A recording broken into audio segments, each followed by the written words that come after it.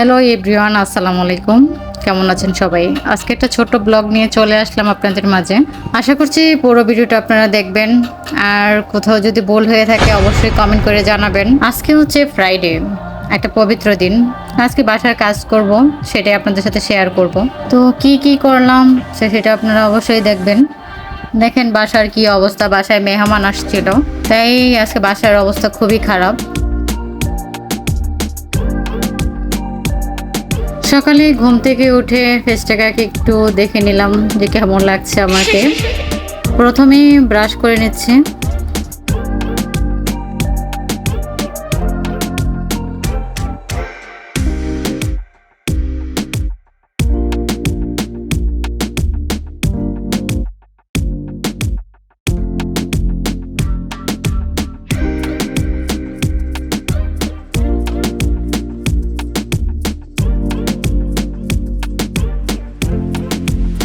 ভালোভাবে মুখ ধুয়ে নিলাম।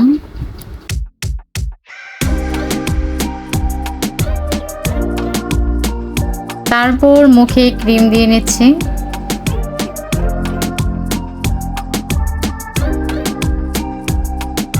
বারান্দায় গাছগুলোকে দেখছি। সকালবেলা সব সময় আমি গাছে পানি দিই, আবার তারপর অনেক গরম পড়ছে, তো এই জন্য সকালে আর হচ্ছে রাতে দুই বেলাই পানি দেওয়া হয়।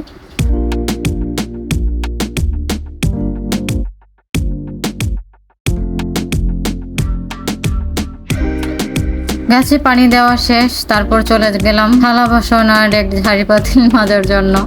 আপনারা অনেকে বলতে পারেন যে আমি কাজকর্ম করি না, তারপর আজকে এই ভিডিওতে দেখতে পারবেন আমি কি কাজ করি কিনা। মেয়ে হয়ে জন্ম নিয়েছি, অবশ্যই কাজ করতে হবে। রান্না বান্না, ডেক, ঝাড়ি পাতিল এগুলো সব মেয়েদেরই কাজ।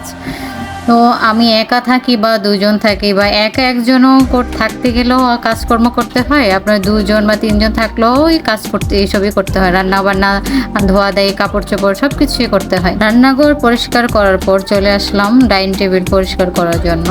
ডাইনিং টেবিল স্পেসটা অনেকটাই নোংরা হয়ে আছে, তাই বললাম আজকে এগুলো সব কিছু উঠে ফেলবো। নতুন আমি নিয়ে আসছি অনলাইন থেকে, আপনারা দেখবেন, একটু অপেক্ষা করেন। বাসায় যখন মেহমান আসে তখন এত কিছু করা সম্ভব হয় না, অনেকটাই চাপ পড়ে যায়। আমি প্রতি শুক্রবারই কাজকর্ম বেশি একটা করা হয়।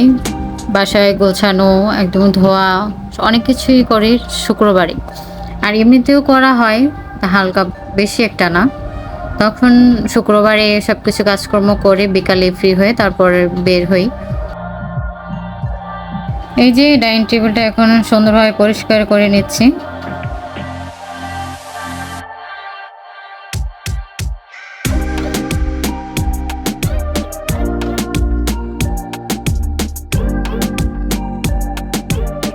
এই যে ডাইনিং টেবিলের কাপড়টা আপনারা দেখতে পাচ্ছেন, সেটা হচ্ছে আমি একটা অনলাইন থেকে নিয়ে আসছি। চেয়ারেরও আছে, 6টা চেয়ারেরও নিয়ে আসছি আমি।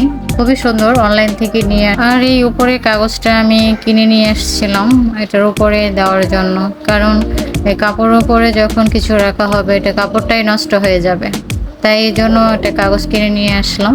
এখন কোনো কিছু উপরে রাখলে এটা নষ্ট হবে না।